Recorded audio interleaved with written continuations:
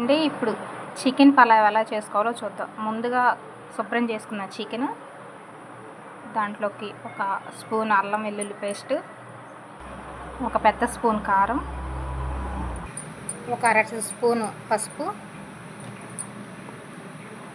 ఒక స్పూన్ గరం మసాలా, ఒక అరబద్ద నిమ్మకాయ దాంట్లో పిండుకోవాలి, ఒక స్పూను ఆయిల్, ఒక 2 స్పూన్ల పెరుగు, ఒక 2 స్పూన్ల సాల్ట్ అన్నీ వేసుకొని కలిసేలాగా మ్యాగ్నేట్ చేసుకోవాలి. కలుపుకొని ఒక ½ అవర్ మ్యాగ్నేట్ చేసుకొని పెట్టుకోవాలి.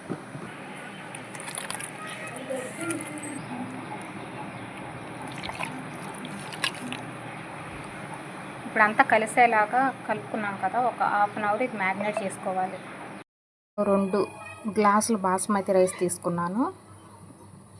2 గ్లాసులు బాస్మతి రైస్కి 1½ కప్పు వాటర్ యాడ్ చేసుకోవాలి.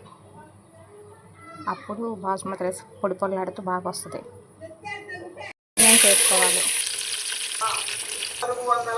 తర్వాత టమాటా ముక్కలు యాడ్ చేసుకోవాలి. టమాటా ఆనియన్ బాగా ఫ్రై అవ్వాలి ఫ్రెండ్స్.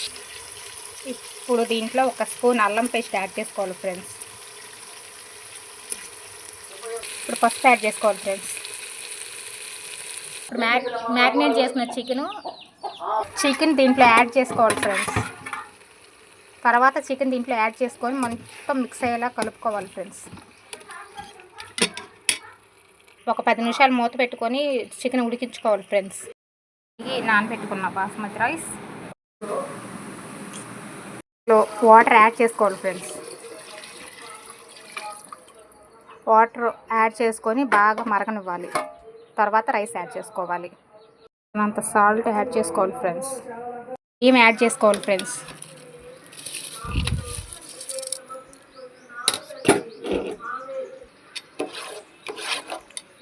మొత్తం ఒకసారి కలిదిప్పుకొని మూత పెట్టేసుకొని ఉడికించుకోవాలి ఫ్రెండ్స్.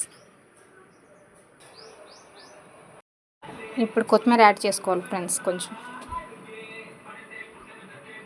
పర్ఫెక్ట్గా కుక్ అయింది friends chicken pulao. Please friends subscribe my channel and like share. అంతే ఫ్రెండ్స్, రెడీ అయింది.